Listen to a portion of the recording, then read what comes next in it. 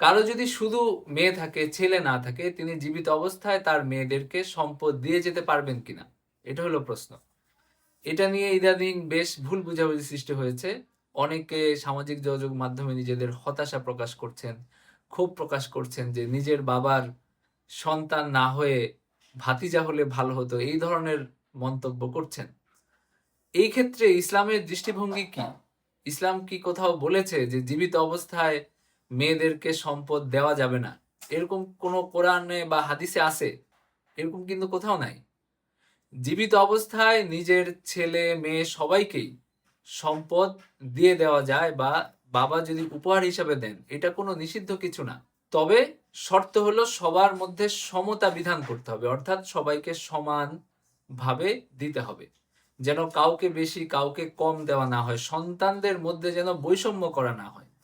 তো কারো যদি শুধু মেয়ে থাকে, তিনি যদি তার মেয়েদের মধ্যে তার নিজের কিছু সম্পদ তাদেরকে ভাগ করে দেন, তাদেরকে উপহার হিসাবে দিয়ে দেন এবং তাদের মধ্যে সমানভাবে দেন, এই ক্ষেত্রে কোনো বিধিনিষেধ তো নাই।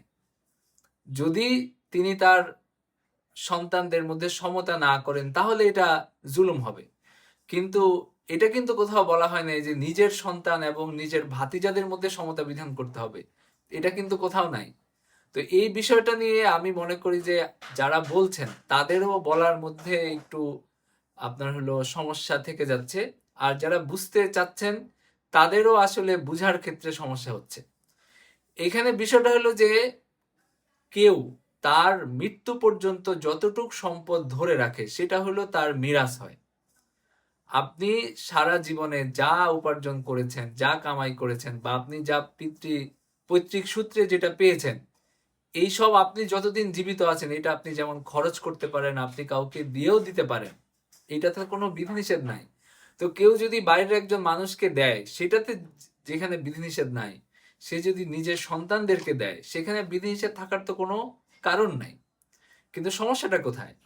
সমস্যাটা হলো যখন আপনি মৃত্যু পর্যন্ত কোনো সম্পদ ধরে রাখতে চান, সেটার ক্ষেত্রে হলো মিরাসের হুকুম বর্তায়, যে আপনি যে সম্পদটা আজীবন মালিক থাকতে চান, সেই সম্পদটা মৃত্যুর পরে মিরাসের নিয়মে ভাগ হবে।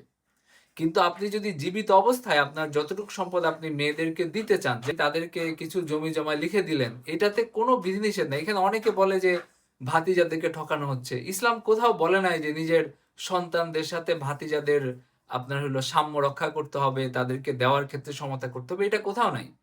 তারা ওয়ারিশ হবে যদি আপনি যেই সম্পদ রেখে আপনি নিজের মালিকানায় রেখে মারা যাবেন, সেই সম্পদের ক্ষেত্রে তারা ওয়ারিশ হবে। তো যারা প্রশ্ন করছেন তারা বলছেন যে ভাতিজাদেরকে ঠকানোর উদ্দেশ্যে, ভাতিজাদেরকে না দেওয়ার উদ্দেশ্যে, এই উদ্দেশ্যটা কখন আসে?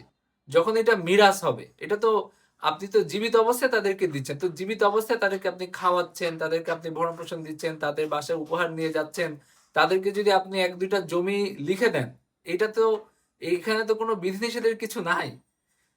আপনি যদি এরকম হয় যে না আমি আজীবন এটা মালিক থাকতে চাই, কিন্তু আবার চাই যে মৃত্যুর পরে এটা ওয়ারিশের নিয়মে বন্টিত না হোক, সব তারা পাক, তখন হলো সমস্যা।